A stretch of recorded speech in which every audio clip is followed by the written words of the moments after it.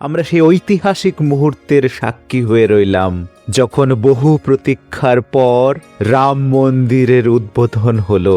রামলালা 500 বছরের বনবাস কাটিয়ে স্বমহিমায় অযোধ্যায় বিরাজ করলেন।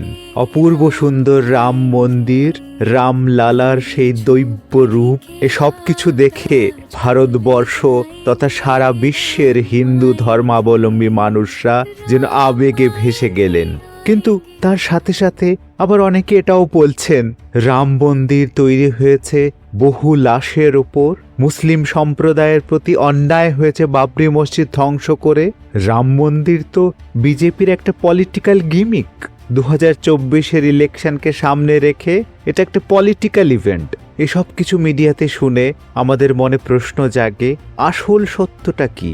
রামলালা সত্যি কি 500 বছরের বনবাস কাটিয়ে অযোধ্যায় ফিরলেন? কয়েক শতক ধরে হওয়া হিন্দুদের বিরুদ্ধে অন্যায়ের ন্যায় বিচার হলো রাম মন্দির স্থাপনার মাধ্যমে, নাকি মুসলিম সম্প্রদায়ের বিরুদ্ধে হওয়া অন্যায় অবিচারের উপর দাঁড়িয়ে থাকলো রাম মন্দির? আর এই মন্দির মসজিদকে নিয়ে হওয়া দুই সম্প্রদায়ের মধ্যে দাঙ্গার তিক্ত অভিজ্ঞতা, সেই লাশগুলো, তারা কি সুবিচার পেল এর মাধ্যমে? এসব কিছু জানতে হলে আমাদেরকে ইতিহাসে যেতে হবে। আসুন শ্রীরামচন্দ্রের জন্মস্থানের বিতর্ক, এর ধ্বংস এবং পুনর্নির্মাণ পর্যন্ত সম্পূর্ণ ইতিহাস নিয়ে আজকের এই ভিডিও শুরু করা যাক। অযোধ্যায় রাম মন্দিরের পেছনে রয়েছে পৌরাণিক ইতিহাস। হিন্দু পুরাণ অনুসারে মহাকাব্য রামায়ণে রামের জন্মভূমি হিসেবে অযোধ্যা নগরের উল্লেখ রয়েছে। শ্রীরামচন্দ্রের পরবর্তী সময়ে অযোধ্যা নগরী ধ্বংস পেতে থাকে। পরবর্তী সময়ে শ্রীরামচন্দ্রের দুই পুত্র লব এবং কুশের মধ্যে মহারাজ কুশ ছিলেন কৌশাম্বীর রাজা। তিনি অযোধ্যা নগরীকে পুনঃপ্রতিষ্ঠা করেন। এর বর্ণনা পাওয়া যায় কালিদাসের গ্রন্থে। মহাকবি কালিদাসের গ্রন্থ অনুযায়ী এই অযোধ্যা নগরেই তিনি তার মহান পিতার জন্মস্থানে পাথরের স্তম্ভ সহ একটি মন্দির স্থাপনা করেন। জৈন ধর্মগ্রন্থ অনুসারে অযোধ্যা ঋষভদেব দ্বারা পুনঃপ্রতিষ্ঠিত হয়। ভবিষ্য পুরাণ অনুযায়ী উজ্জয়নের মহারাজ বিক্রমাদিত্য 2য় শতাব্দীতে এটিকে আবার পুনঃপ্রতিষ্ঠিত করেছিলেন। বিক্রমাদিত্য ছিলেন ভগবান বিষ্ণুর মহান ভক্ত। তিনি সরয়ূ নদীর তীরে অযোধ্যায় লক্ষণঘাটকে কেন্দ্র করে 360টি মন্দির স্থাপনা করেন। তিনি শ্রীরামের জন্মস্থানে একটি সুবিশাল মন্দির নির্মাণ করেন। বিক্রমাদিত্য পরবর্তী রাজারাও সময়ে সময়ে অযোধ্যা রাম মন্দিরের দেখাশোনা করেছেন। এই রাজাদের মধ্যে শুঙ্গ রাজবংশের প্রথম শাসক পুষ্যমিত্র শুঙ্গ তার সময়ে অযোধ্যার রাম মন্দিরের সংস্কার করেছিলেন বললে উল্লেখ পাওয়া যায়। এর দীর্ঘ সময় পর অযোধ্যা ছিল গুপ্ত সাম্রাজ্যের রাজধানী। গুপ্ত যুগের মহান কবি কালিদাস তার মহাকাব্য রঘুবংশে অযোধ্যার রাম মন্দিরের পৌরাণিক ইতিহাসের কথা উল্লেখ করেছেন। একইভাবে আধুনিক ইতিহাসবিদদের মতে অযোধ্যা ছিল একটি গুরুত্বপূর্ণ বাণিজ্য কেন্দ্র। 600 খ্রিস্টপূর্বাব্দ পর্যন্ত এই স্থানটি একটি আন্তর্জাতিক স্বীকৃতি লাভ করে, যখন এটি একটি প্রধান বৌদ্ধ কেন্দ্র হিসেবে গড়ে ওঠে। এর নাম ছিল সাকেত, যা অযোধ্যায় রাম জন্মভূমির একটি পৌরাণিক নাম। চীনা সন্ন্যাসী ফাহিয়েন তার সাথে অযোধ্যায় রাম মন্দির, এখানে থাকা অনেক বৌদ্ধ বিহারের বর্ণনা করেছেন। চীন পরিব্রাজক হুয়েনসাং 7ম শতাব্দীতে এখানে এসেছিলেন। তার মতে 20টি বৌদ্ধ মন্দির ছিল, সেখানে 3000 সন্ন্যাসী বাস করতেন এবং আরও একটি বড় হিন্দু মন্দির ছিল এখানে, যেখানে রামের পুজো করা হতো। প্রতিদিন হাজার হাজার হিন্দু ভক্ত এই মন্দিরে দর্শন করতেন। এরপরে প্রাপ্ত প্রমাণ অনুযায়ী 11 শতকে কনৌজের রাজা জয়চাঁদ যখন শাসন করতে আসেন, তখন তিনি এখান থেকে সম্রাট বিক্রমাদিত্যের প্রশংসাকারী শিলালিপিগুলো সরিয়ে ফেলেন। জয়চাঁদ ভেবেছিলেন রাম মন্দির নির্মাণের পুরো কৃতিত্ব তিনি নিজে নিয়ে নেবেন, তাই ইতিহাস থেকে বিক্রমাদিত্যের নাম মুছে ফেলতে চেয়েছিলেন, কিন্তু সত্যকে অত সহজে মুছে ফেলা যায় না, তাই ইতিহাস তাকে অসাধু রাজা হিসেবেই মনে রেখেছে। এরপর ভারতে বিদেশি হানাদারদের আক্রমণ বেড়ে যায়। এই হানাদাররা কাশী মথুরার পাশাপাশি অযোধ্যার রাম মন্দিরে লুট করে, পুরোহিতদের হত্যা করে। অনেক আক্রমণের সম্মুখীন হওয়ার পরও অযোধ্যার রাম মন্দির কোনো না কোনোভাবে 14 শতক পর্যন্ত জাঁকজমকের সাথে টিকেছিল। ঐতিহাসিকদের দ্বারা এটাও বলা হয় যে অযোধ্যার রাম মন্দিরটি সিকান্দার লোধির রাজত্ব পর্যন্ত ছিল। এটা ছিল 14শ শতাব্দী। এরপর 15শ শতাব্দীতে মুঘলরা ভারত দখল করে। এরপর থেকেই অযোধ্যা রাম মন্দিরের ইতিহাস পাল্টাতে শুরু করে।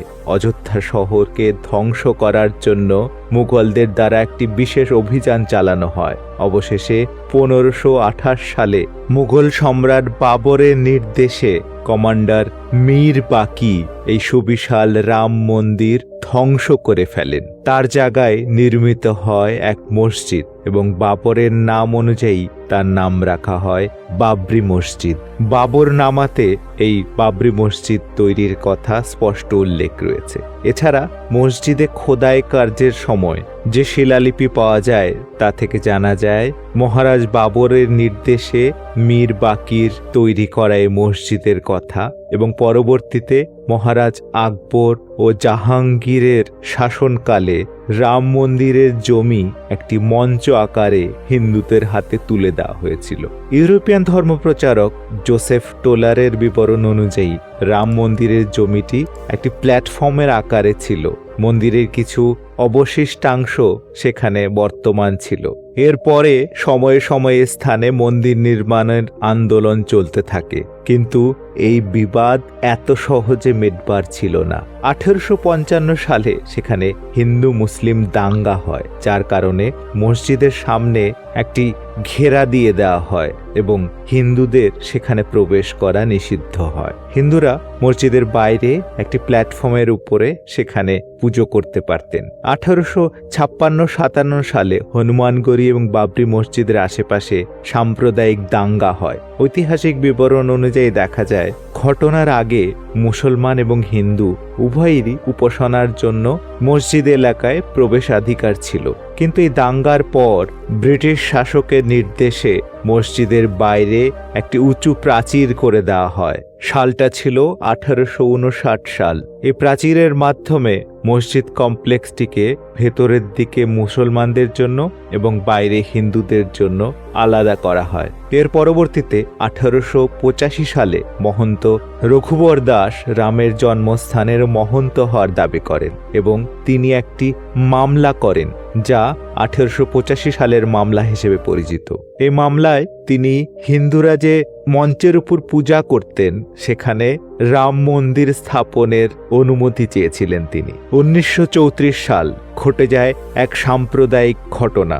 মসজিদের ক্ষতি হয় এতে, যদিও পরে তার পুনর্বহাল করা হয়। এ ক্ষতির জন্য হিন্দুদের জরিমানা করা হয়। 1949 সালে অর্থাৎ স্বাধীনতার ঠিক 2 বছর পর হঠাৎ মসজিদে রাম মূর্তি পাওয়া যায়। অভিযোগ কিছু হিন্দু সেখানে রাম মূর্তি রেখে এসেছিলেন। এরপরই ভারত সরকার জায়গাটিকে বিতর্কিত এলাকা ঘোষণা করে এবং মূল প্রবেশদ্বার বন্ধ করে দেয়। 16 ডিসেম্বর 1949-এ কে নায়ার উত্তরপ্রদেশের স্বরাষ্ট্র সচিব গোবিন্দ নারায়ণকে বাবরি মসজিদের সাইটে একটি ঐতিহাসিক মন্দির সম্পর্কে অবহিত করেন। নায়ার পরে ভারতীয় জনসংঘের প্রার্থী হিসেবে লোকসভার সদস্য হন। 1984 সাল বিশ্ব হিন্দু পরিষদের নেতৃত্বে একটি কমিটি গঠন করে ভগবান রামের জন্মস্থানকে মুক্ত করতে এবং সেখানে একটি রাম মন্দির নির্মাণ করে রামলালার মূর্তিকে পুনর্স্থাপনা করার সংকল্প গ্রহণ করা হয়।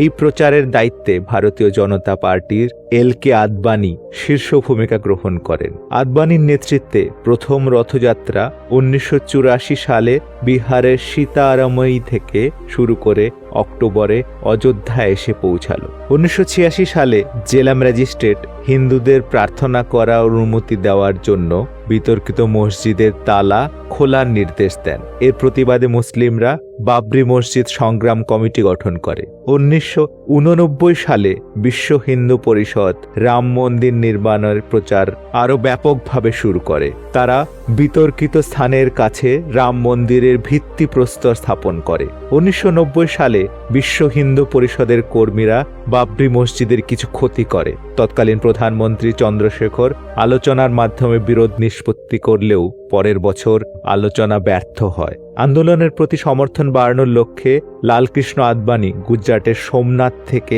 অযোধ্যা পর্যন্ত রথযাত্রা শুরু করেন। এদিকে সাম্প্রদায়িক দাঙ্গা শুরু হয়ে যায়। 1992 সালের 6 ডিসেম্বর বিশ্ব হিন্দু পরিষদ, শিবসেনা এবং ভারতীয় জনতা পার্টির কর্মীরা বাবরি মসজিদ ভেঙে দেয়। এর ফলে দেশ জুড়ে হিন্দু মুসলিমদের মধ্যে সাম্প্রদায়িক দাঙ্গা শুরু হয়ে যায়। দাঙ্গায় 2000 জনের বেশি মানুষ মারা যায়। 1993 সাল তৎকালীন প্রধানমন্ত্রী পিভি নরসিমহা রাও মন্দির নির্মাণের জন্য জমি অধিগ্রহণ করার নির্দেশ জারি করেন। 2002 সালে ভারতীয় জনতা পার্টি উত্তরপ্রদেশের বিধানসভা নির্বাচনের ইশতেহারে রাম মন্দির নির্মাণের বিষয়টি অন্তর্ভুক্ত করে। তারা ঘোষণা করে 15 মার্চ থেকে রাম মন্দির নির্মাণের কাজ শুরু হবে। 13 মার্চ 2002 সুপ্রিম কোর্ট সিদ্ধান্তে বলে যে অযোধ্যায় স্থিতাবস্থা বজায় রাখতে হবে এবং সরকার কর্তৃক অধিগৃহীত জমিতে মন্দির তৈরির কাজ শুরু করতে দেওয়া যাবে না।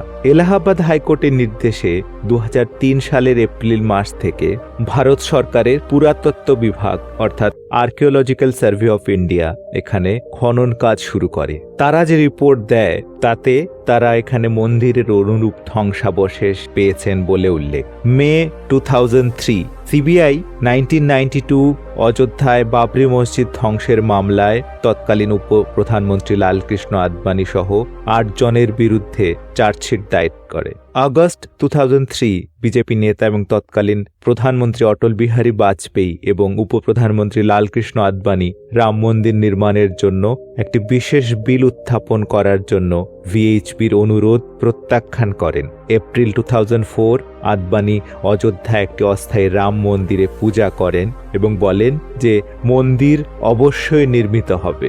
28 জুলাই 2005 লালকৃষ্ণ আদবানি বাবরি মসজিদ ধ্বংসের মামলায় রায়বেরিলিতে একটি আদালতে হাজির হন। 20 এপ্রিল 2006 কংগ্রেস নেতৃত্বাধীন ইউপিএ সরকার লেবারহান কমিশনের সামনে একটি লিখিত বিবৃতিতে অভিযোগ করে যে বাবরি মসজিদ ধ্বংস বিজেপি, রাষ্ট্রীয় স্বয়ংসেবক সংঘ অর্থাৎ আরএসএস, বজরং দল এবং শিবসেনার যোগসাজশে একটি পরিকল্পিত ষড়যন্ত্রের অংশ ছিল। 24 নভেম্বর 2009 সংসদের উভয় কক্ষে লেবারহান কমিশনের রিপোর্ট পেশ করা হয়। কমিশন অটল বিহারী বাজপেয়ী এবং মিডিয়াকে দোষারোপ করে এবং নরসিংহ রাওকে ক্লিন চিট দেয়। 30 সেপ্টেম্বর 2010 এলাহাবাদ হাইকোর্টের লখনৌ বেঞ্চ অযোধ্যার বিতর্কিত জমিকে 3টি ভাগে ভাগ করে, কিন্তু এতেও কোনো সমাধান সূত্র বের হয় না। 21 মার্চ 2017 বহু চর্চিত এবং বহু বিবাদিত এই রাম মন্দির ইস্যুতে বিচারপতি আদালতের বাইরে সমস্ত পক্ষের মধ্যে একটি বোঝাপড়া করে নিষ্পত্তির পরামর্শ দেন। এরপর 2019 সালে সুপ্রিম কোর্ট বিতর্কিত জমির সম্পূর্ণ অংশ রাম মন্দির ট্রাস্টের হাতে হস্তান্তর করার নির্দেশ দেন। অন্যদিকে সুন্নি ওয়াকফ বোর্ডকে মসজিদ নির্মাণের জন্য 5 একর জমি বরাদ্দ করে। 5 আগস্ট 2020 রাম মন্দিরের ভূমি পূজন অনুষ্ঠান করা হয়। এরপর 22 জানুয়ারি 2024 সেই ঐতিহাসিক দিন যখন রাম মন্দিরের উদ্বোধন করা হয়। রাম লালাকে 1528 থেকে 2024 অর্থাৎ প্রায় 500 বছরের কাছাকাছি বনবাস অতিক্রম করার পর স্বমহিমায় পুনর্স্থাপনা করা হয়। আর এর মাধ্যমেই হিন্দুদের বহু প্রতীক্ষিত রাম মন্দিরের নির্মাণ হয়। আশা করব আজকের এই ভিডিওর মাধ্যমে রাম মন্দির বিষয়ে আপনাদের মনের যে কৌতূহল তা অবশ্যই মিটে থাকবে।